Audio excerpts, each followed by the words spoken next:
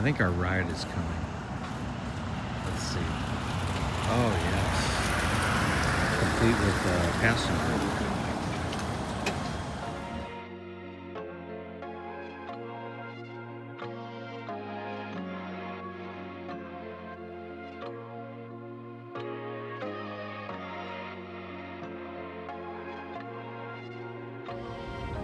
All right, we're by this house. It's called the Owens Thomas House.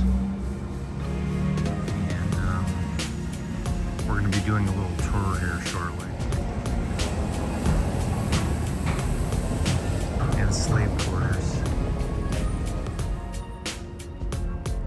This is the outside of that Owens Thomas House. National landmark. This is called Oglethorpe Park, correct? Oglethorpe Square. So there's a lot of squares around here, like different little like areas within the city. It's kind of nice.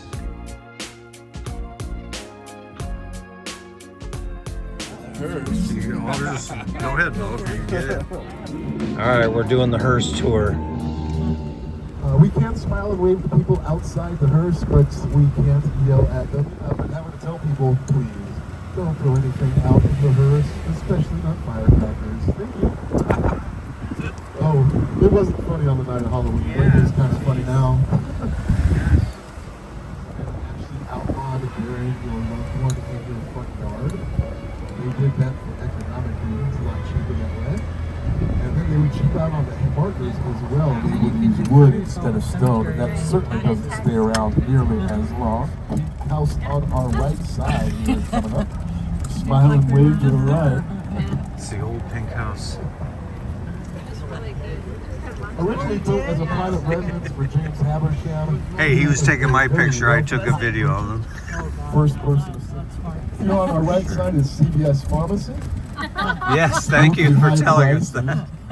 CVS Pharmacy, yes. Hey, they're still open at least. Standing over, she left the room just for a moment to grab a towel, and when she came back, all of her tea lights had been relit. She thought at first she just spaced it, it was a memory from the night before, but that's when she realized that there was plenty of smoke in the room from the first time she blew them all out. On our right side here is the Telfair Museum, and these statues here, these past masters, you can actually get them to break dance for you. All you have to do is come down here exactly at midnight, having consumed with it, but they were both caught almost immediately. Brought back to Wright Square, both of them tried, both found guilty, and both said, maybe just one, just in case. Yeah, we were very, very lucky to get another doctor, and I'll tell you more about that forward.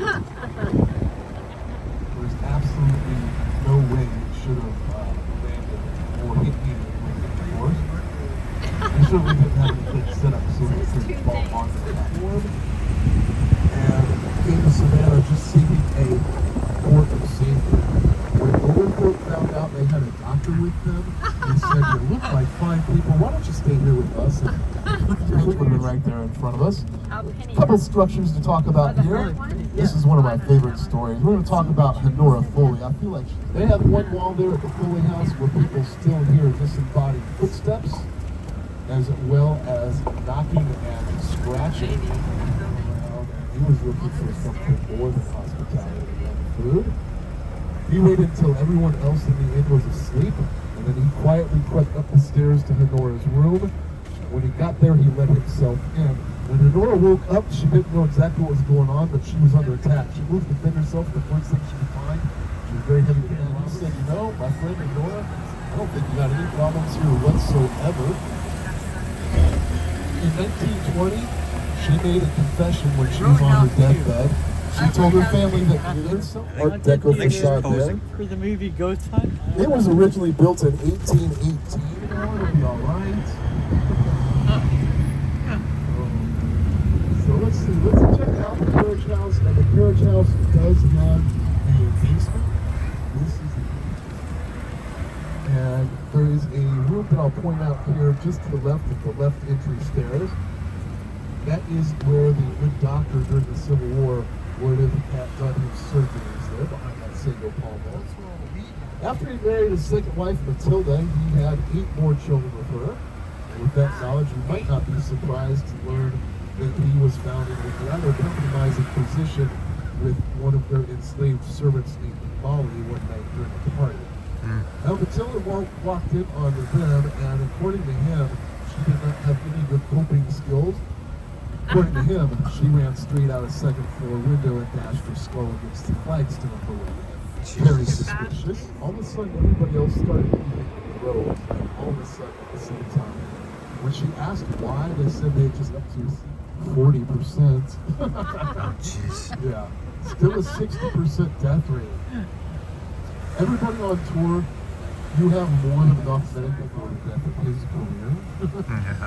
I'm not mad at Kevin, but that joke writes itself. Steve, he picked this place up about 1962.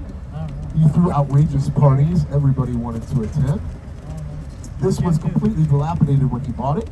His main gig was he was a historic prison and more malicious. He would toss it down an 18th century grandfather clock before entering the study where Jim was with a gun. And according to Jim, he actually fired a shot at him. In response, Jim pulled a Luger out of his desk and returned fire. Yeah. Check out how steep these stairs are just inside this entryway as soon as you go in there. Oh my God.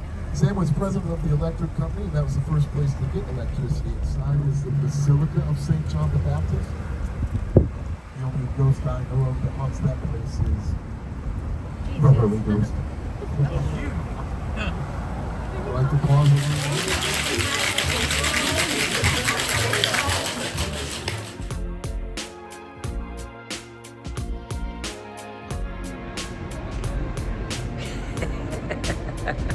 All right, we finished up the ghost tour. That was cool. It was fun. Wasn't it fun? It was good. And then we just ate at a place called Chive, which had sea bass, which I got. And did you say the cost was a lot? Jerome eats a lot, which means the cost was a lot, yes. Well, I told her sea bass is probably at least $50 on the menu. So anyways, it was good. I had to have some.